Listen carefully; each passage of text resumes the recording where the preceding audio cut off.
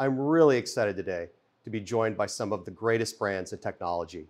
In Adobe, joining us will be Steve Weeks, and Autodesk, joining us will be Dan Silmore.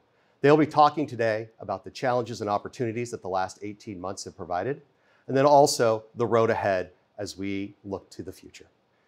Dan, Steve, welcome. As we open, I think it'd be really interesting to hear a little bit about your backgrounds. So my name is Dan Silmore. I head up a team inside Autodesk known as the Digital Media Center. What we do effectively is we maximize reach and return by amplifying the Autodesk story through global digital media.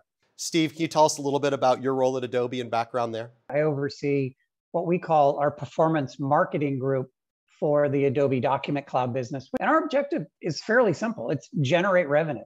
We have global responsibility and we generate over $50 million in revenue each quarter. And all of this is measured by our in-house attribution model.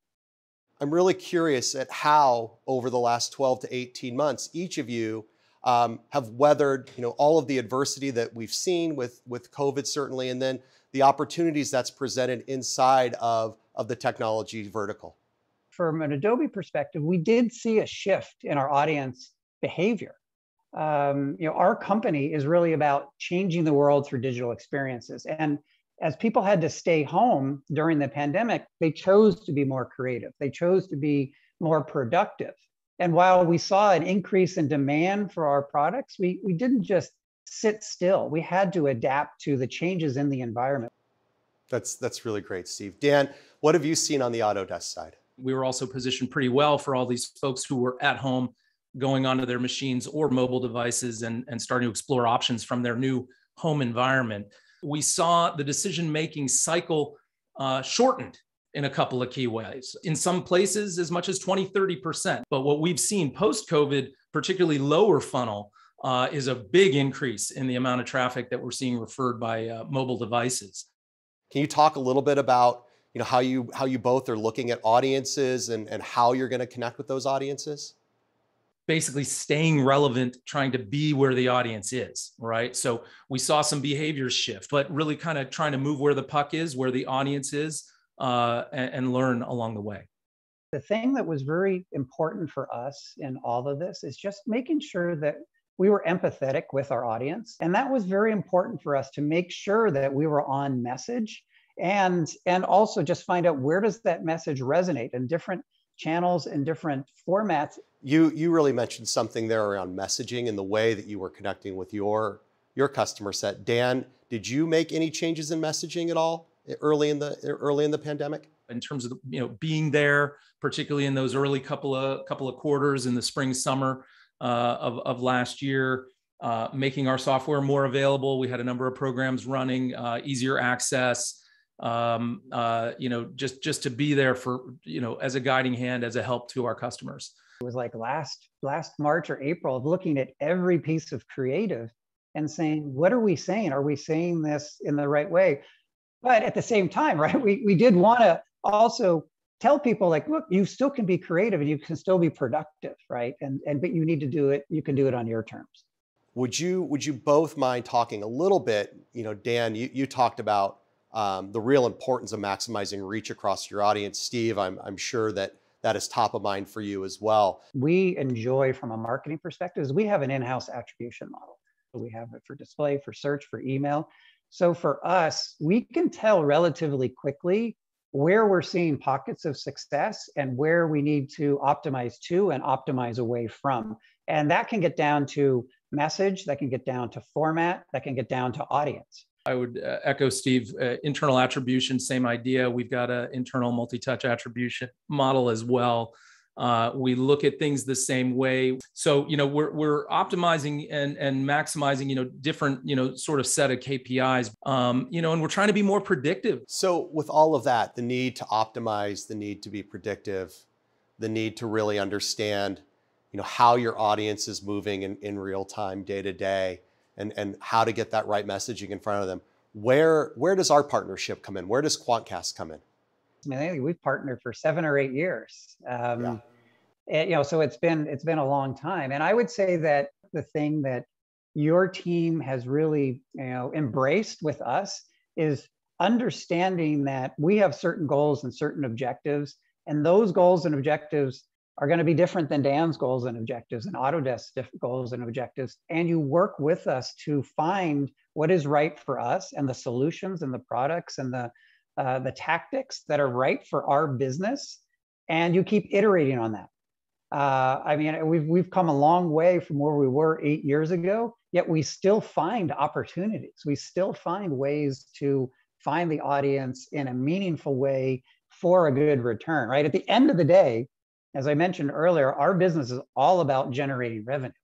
And if Quantcast and your team couldn't do that for us, you wouldn't be on our plan, quite honestly.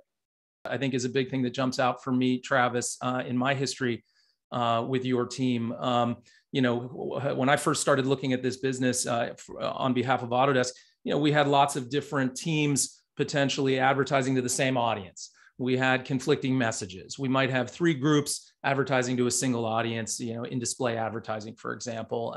I think your team has helped a lot in terms of calling out overlap, calling out conflict. Another thing I would call out would be, you know, helping us extend and expand our audience, helping us with lookalikes.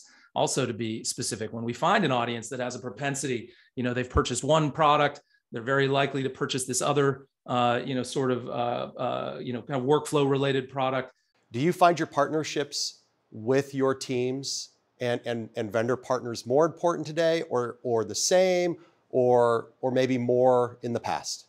I'm looking to partners not just from that data perspective, but also analytics and optimization perspective.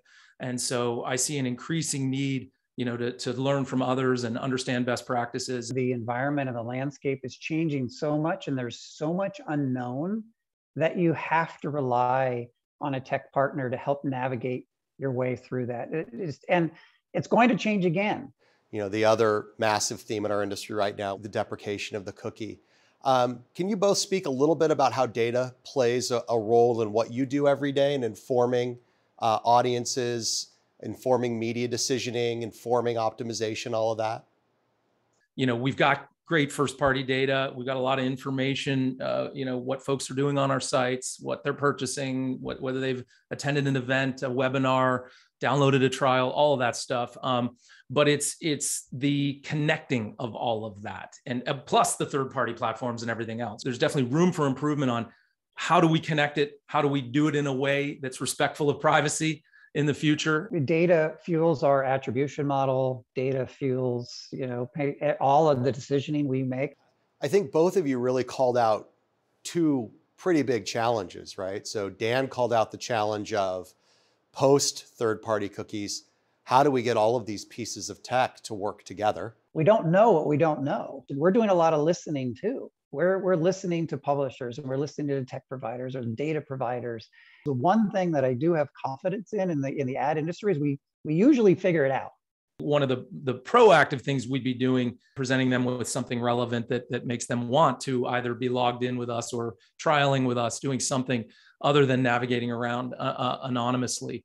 And just like Steve said, just a whole lot of learning and testing, you know, from here. I think this is a really exciting time, right? We're in a way witnessing the rebirth of digital media, right? And I think that brings a lot of opportunities inside of these challenges that we'll face. Is there anything that would really help you as you look forward?